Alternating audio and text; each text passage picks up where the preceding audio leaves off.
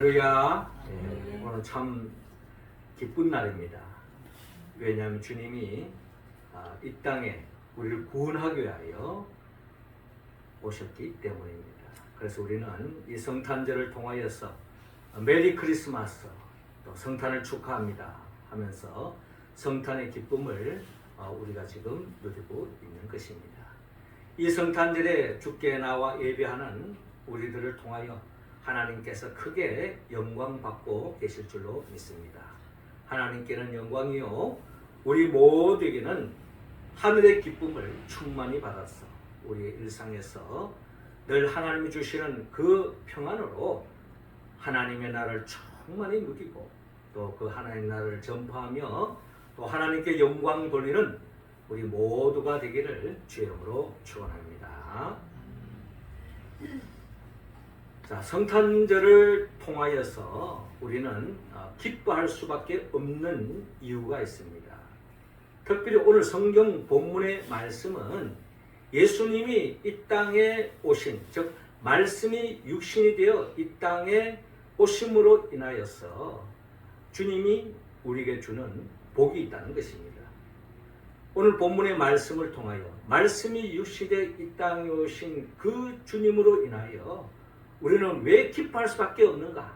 우리가 잘 알고 있는 이야기지만 하나님 오늘 본문 요한복음 1장 1절에 14절을 통하여 다시 한 번 더 주님의 성육신 이 사건을 통하여서 우리가 누려야 할, 우리가 만끽해야 될 그 하늘의 그 기쁨이 무엇인가를 본문을 통하여 다시 한 번 더 우리가 마음에 새기고 또 우리의 일상 속에서 그 성탄의 기쁨을 만끽하며 살아가는 우리의 모습이 되기를 하나님은 원하고 있습니다.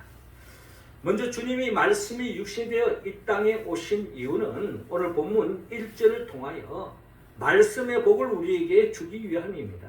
1절 말씀 우리 같이 한번 읽어볼까요? 시작. 태초에 말씀이 계시니라. 이 말씀이 하나님과 함께 계셨으니 이 말씀은 곧 하나님이시니라. 아멘. 자, 오늘 성경 요한복음 1장 1절은 이렇게 시작하고 있습니다. 태초에 말씀이 계시니라 라고 말씀하고 있습니다. 태초에 말씀이 계셨다는 것. 또 이 말씀이 하나님과 함께 계셨으니 이 말씀은 곧 하나님이시니라 라고 말씀하고 있습니다. 그가 태초에 하나님과 함께 계셨고, 즉 말씀이 하나님과 함께 계셨다. 그러니까 말씀과 하나님을 동일시하고 있습니다. 말씀이 하나님이요, 하나님이 말씀이다. 그렇게 우리는 본문을 통하여 헤아려 볼 수가 있는 것입니다. 말씀이 육신이 되셨다고 하는 것은 결국 하나님이 인간의 몸으로 오셔서 우리와 함께 하셨다라는 의미로 우리는 해석할 수가 있습니다. 그래서 예수님은 마태복음 1장 24절에 보라 처녀가 잉태하여 아들을 낳을 것이요 그의 이름은 임마누엘이라 하리라 하셨으니 이를 번역한즉 하나님이 우리와 함께 계시다 함이라 라고 말씀하고 있습니다. 그 예수님은 말씀이 육신되어 이 땅에 오셨는데 그 예수님의 이름이 임마누엘이라는 거예요. 그러니까 예수님이 이 땅에 오셨다고 하는 것은 하나님이 우리와 함께하기 위해서 오셨다. 임마누엘의 복을 주기 위해서 이 땅에 오셨다. 그렇게 우리는 본문을 통하여 헤아려 볼 수가 있습니다. 우리가 이 성탄을 통하여 기뻐할 수밖에 없는 것은 하나님이 우리와 함께하고 있다는 거예요. 하나님이 함께하는, 즉 임마누엘의 복을 충만히 누렸던 믿음의 선배 가운데 우리는 다윗을 이야기하지 않을 수 없습니다. 다윗은 여호와는 나의 목자시니 내게 부족함이 없으리로다. 하나님이 함께 하시기 때문에 내 삶은 부족함이 없다는 거예요. 그가 나를 푸른 풀밭에 누이시며 쉴만한 물가로 인도하시는구나. 부족함이 없는 거죠. 풍성한 삶을 살 수 있게 해주셨다는 겁니다. 뿐만 아니라 내 영혼을 소생시키시고 자기 이름을 위하여 의의 길로 인도하시는도다. 내가 사망의 음침한 골짜기로 다닐지라도 해를 두려워하지 않을 것은 주께서 나와 함께 하심이라. 주의 지팡이와 막대기가 나를 안위하시나이다 라고 다윗은 고백하고 있습니다. 즉 임마누엘을 보고 하나님이 함께하니까 부족함이 없다는 거예요. 뿐만 아니라 인생을 살아가는 가운데에서 하나님의 섭리 가운데 어쩔 수 없는 어려운 공경에 빠질 수도 있고 사망의 엄청난 골짜기로 우리가 통과해야 할 때도 있다는 것입니다. 그러나 중요한 것은 그런 상황 속에도 두려워하지 않는 이유, 염려하지 않는 이유, 불안해하지 않는 이유, 그것은 바로 하나님이 함께 하고 계시기 때문이라는 겁니다. 그렇습니다. 임마누엘의 복을 누리는 사람은, 하나님이 함께하는 인생은 어떠한 삶의 자리에서도 감사와 기쁨과 기도가 끊이지 않고 하나님께 영광 돌리고 하나님의 나라를 만끽할 수 있는 거죠. 임마누엘의 복이 임한 사람은 하나님의 나라가 열리는 겁니다. 하나님의 나라를 살 수밖에 없어요. 그런 삶을 충만히 또 누렸던 믿음의 선배가 있다면 우리가 잘 아는 사도 바울입니다. 사도 바울은 빌립보서 4장 11절 이하를 통하여 내가 궁핍함으로 말하는 것이 아니라 어떠한 형편이든지 나는 자족하기를 배우노라. 나는 비천에 처할 줄도 알고 풍부에 처할 줄도 알아. 모든 일 곧 배부름과 배고픔과 풍부와 궁핍에도 처할 줄도 아는 일체의 비결을 배웠노라 라고 말씀합니다. 하나님이 함께 하시기 때문에 어떠한 형편 속에도 자족하는 비결을 배웠다라고 사도 바울은 고백하고 있는 겁니다. 하나님의 나라를 충만히 누리는 임마누엘의 복을 누리는 사도 바울의 모습을 우리는 볼 수가 있습니다. 우리가 성탄에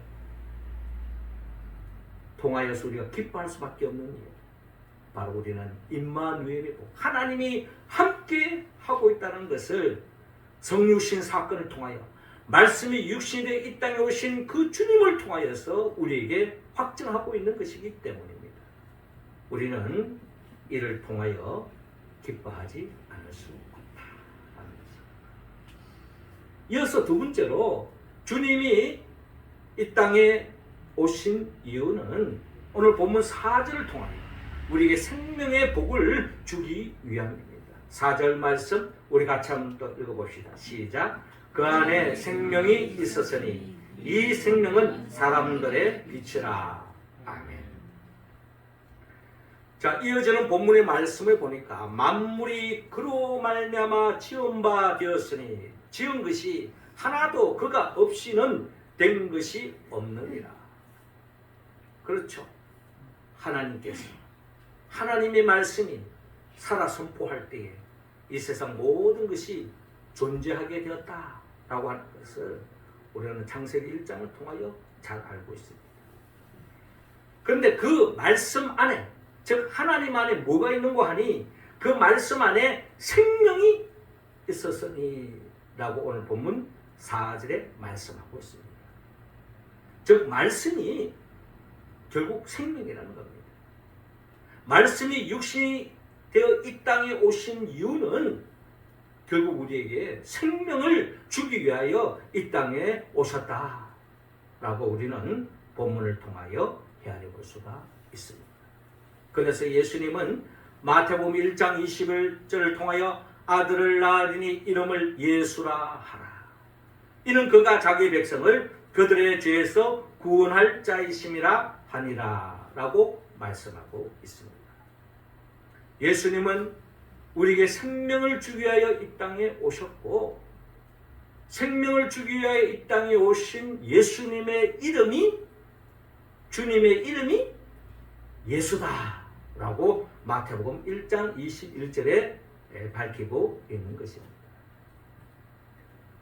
주님께서 예수님의 이름으로 이 땅에 오신 이유, 그 예수의 이름의 의미가 자기 백성을 그들의 죄에서 구원할 자이심이라 라고 말씀하고 있습니다.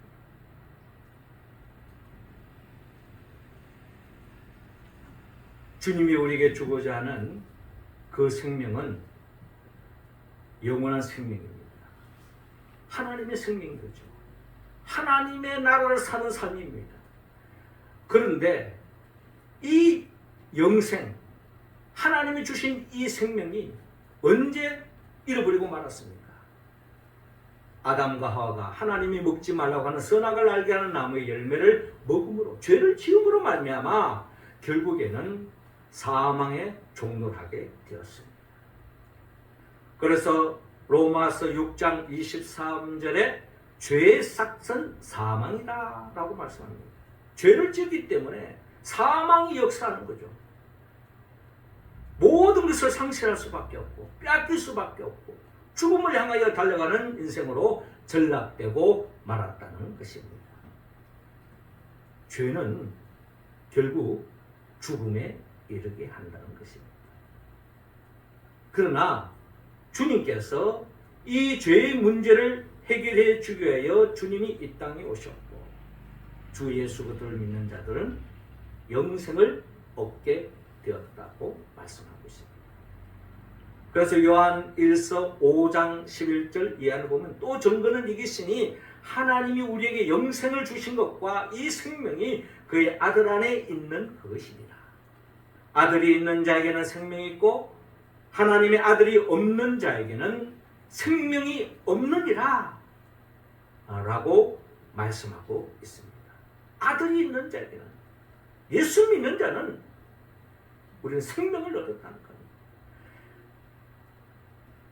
로마서 5장 10절에 한 사람의 범죄로 말미암아 사망이 그 한 사람을 통하여 왕노릇하였은즉 더욱 은혜와 의의 선물을 넘치게 받는 자들의 한 분 예수 그리스도를 통하여 생명 안에서 왕노릇하리로다 라고 말씀하고 있습니다. 죄의 역사로 인하여서 모든 인생은 사망의 종노릇하는 인생으로 전락되고 말았지만 한 분 예수 그리스도를 통하여서 생명 안에서 왕노릇하는 영생을 누릴 수 있는 삶의 길로 인도함을 받았다는 겁니다. 그래서 요한복음 3장 16절에 하나님이 세상을 이처럼 사랑하사 독생자를 주셨으니 이는 그를 믿는 자마다 멸망하지 않고 영생을 얻게 하려 하시니라. 그렇습니다.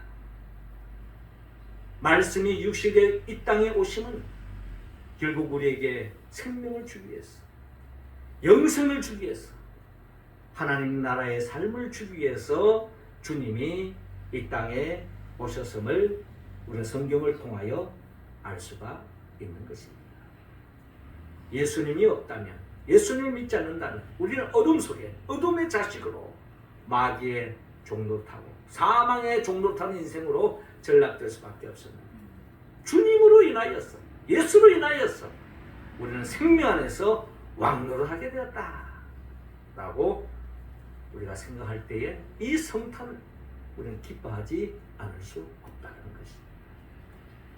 이어서 주님은 오늘 요한복음 1장 9절을 통하여 우리에게 참빛의 복을 주기 위하여 이 땅에 오셨음을 밝히고 있습니다. 9절 말씀 우리 같이 한번 읽어봅시다. 시작. 참빛 곧 세상에 와서 각 사람에게 비추는 빛이 있었나니.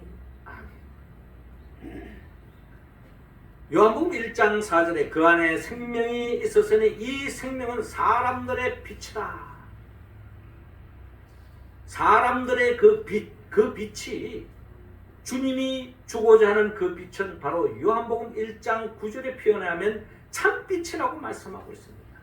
참빛 곧 세상에 와서 각 사람에게 비추는 빛이 있었다라고 말합니다.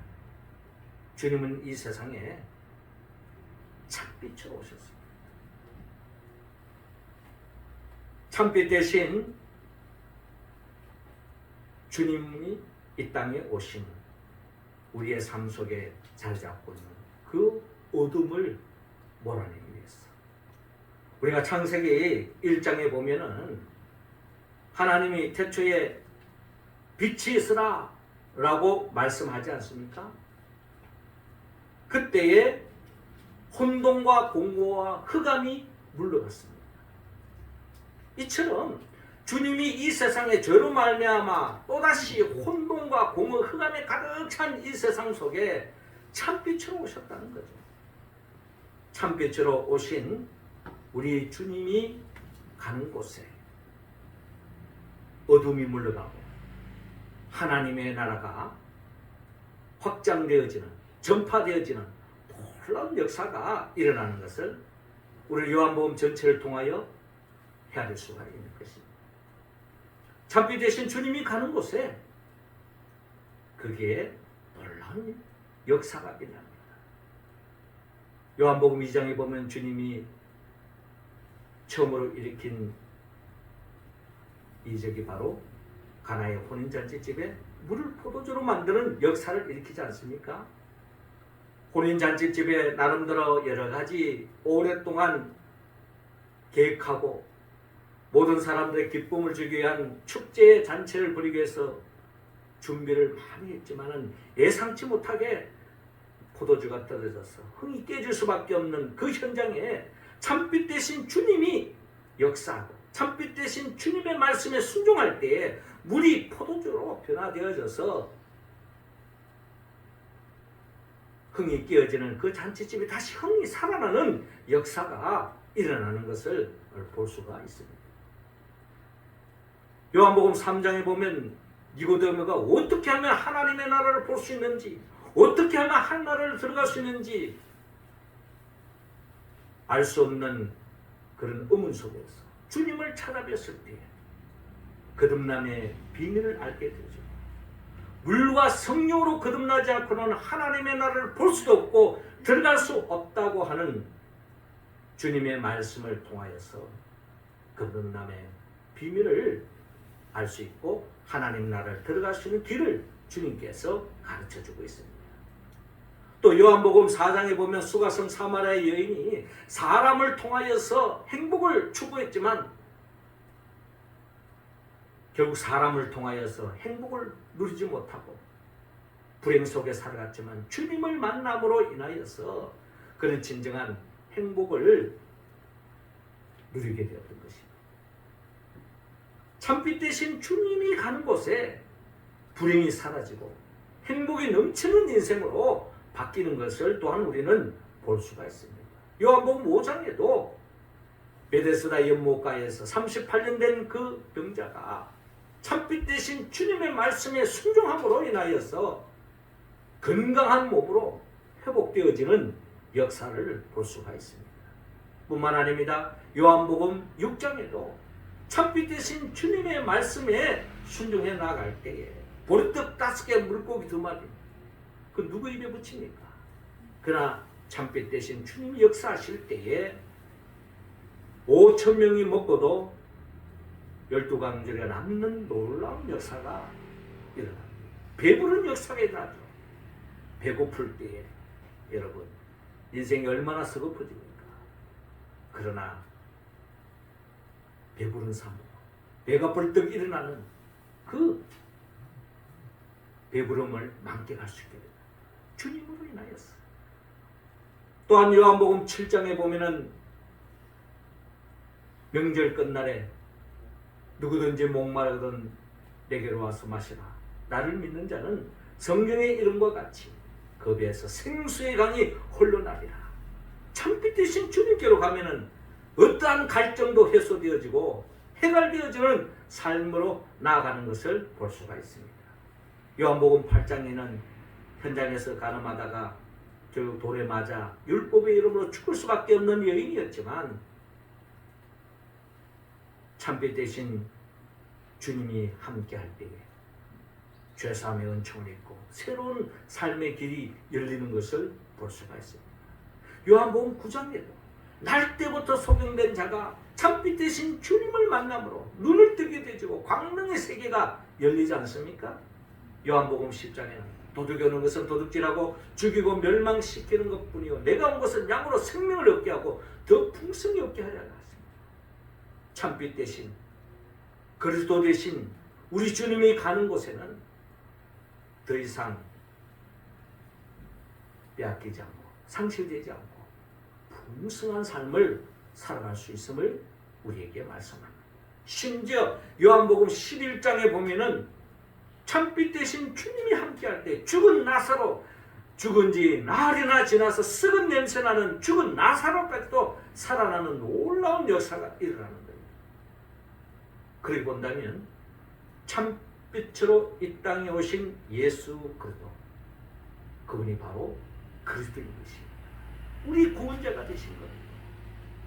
주님으로 인하여 우리 능치 못한 일이 없는 거예요.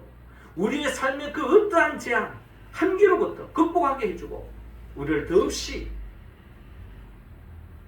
에덴 동산에서 잃어버린 하나님의 나라를 우리가 충만히 누릴 수 있는 길을 주님께서 우리에게 열어주셨다. 그래서 오늘 요한복음 1장 9절에 참빛 곧 세상에 와서 각 사람에게 비추는 빛이 있으나니 그가 세상에 계셨으며 세상은 그로 말미암아 지은 바 되었으되 세상이 그를 알지 못하였고. 그렇죠? 그가 세상에 계셨으며 세상은 그로 말미암아 지은 바 되었으니 주님께서 친히 말씀으로 이 세상 만물을 존재케 하셨습니다. 그러나 이 존재된 모든 것이 죄로 말미암아 썩어짐에 종돌하게 됐죠. 피조물들이 썩어짐에 종돌하게 된 것입니다.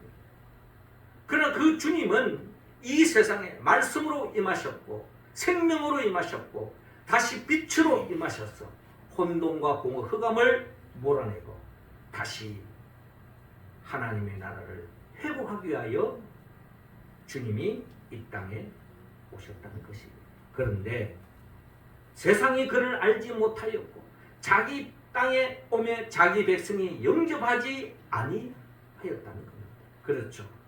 오늘날 이 시대도 예수님 당시뿐만 아니라 예수님의 탄생의 의미를 모르는 사람이 얼마나 많은지 모릅니다. 예수님을 영접하지 않은 것입니다. 주님이 이 땅에 오신 이유를 알지 못하는 것입니다. 결국 그들은 주님이 누구인지도 모르기 때문에 일러줘도 깨닫지 못하고 주님을 멀리하고 영접하지 않는다는 겁니다. 그러나 오늘 본문 12절에 영접하는 자 곧 그 이름을 믿는 자들에게는 하나님의 자녀가 되는 권세를 주셨으니 라고 말씀하고 있습니다. 할렐루야. 자, 이 말씀을 비춰볼 때 우리가 기뻐하는 이유가 바로 여기 있는 것입니다. 우리는 그 주님을 말씀으로 생명으로 참빛으로 오신 예수, 즉 예수 임마누엘 그리스도의 이름으로 이 땅에 오신 그 주님을 우리는 영접했기 때문에 하나님의 자녀가 되는 권세, 하나님의 백성으로 하나님의 나라를 살 수 있는 우리가 된 것을 생각할 때 우리는 이 성탄절이야말로 얼마나 감사하고 얼마나 기뻐해야 할 이유가 바로 여기에 있다는 것입니다. 그런데 오늘 본문 13절에 보니까 이는 혈통으로나 육정으로나 사람의 뜻으로 나지 아니하고 오직 아버지 하나님께로부터 난 자들이니라 라고 말씀하고 있습니다. 혈통으로나 육정으로나 사람의 뜻으로 나지 아니하였다. 이거는 예수를 영접한다는 것은 사람의 힘으로 되는 게 아니라 사람의 의지로 되는 것이 아니라는 거예요. 전적인 하나님의 은혜와 은총이 깃들어질 때에 될 수 있다는 거예요. 마태복음 16장에 예수님께서 베드로에게 너는 나를 누구라 하느냐? 베드로가 고백했다. 주는 그리스도시요 살아계신 하나님의 아들입니다 라고 고백했을 때 주님이 더없이 기뻐하십니다. 이를 알게 하는 이는 혈육이 아니요 하늘에 계신 내 아버지시니라 라고 말씀하고 있습니다. 하나님이 도와주지 않으면, 하나님이 역사하지 않으면 결국에는 임마누엘로 예수로 그리스도의 이름으로 이 땅에 오신다 할지라도, 말씀으로 생명으로 참빛으로 이 땅에 오신다 할지라도 그분을 영접할 수가 없는 것입니다.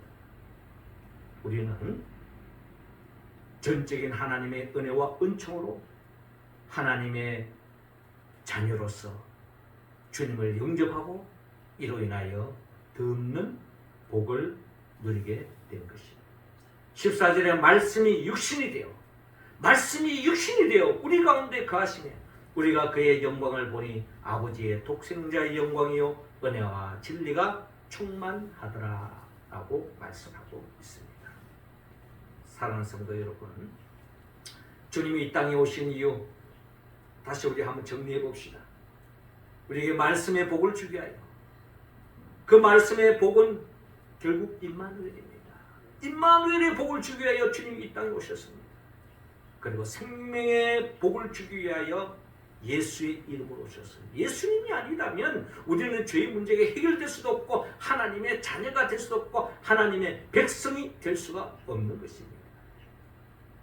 하나님의 자녀가 하나님의 백성이 되었다 할지라도 우리는 참빛으로 오신 그리스도의 이름으로 오신 주님을 알지 못한다면 하나님의 나라를 살아갈 수가 없는 것입니다. 이처럼 우리에게 말씀의 복, 생명의 복, 참빛의 복을 주기 위하여 이 땅에 오신 예수 그리스도, 그분을 영접한다는 것은 전적인 하나님의 은혜와 은총이다. 다른 말로 말한다면 성령의 도움이 없이는 우리는 임마누엘 예수 그리스도를 고백할 수도 없고 그 복을 누릴 수 없다는 것입니다.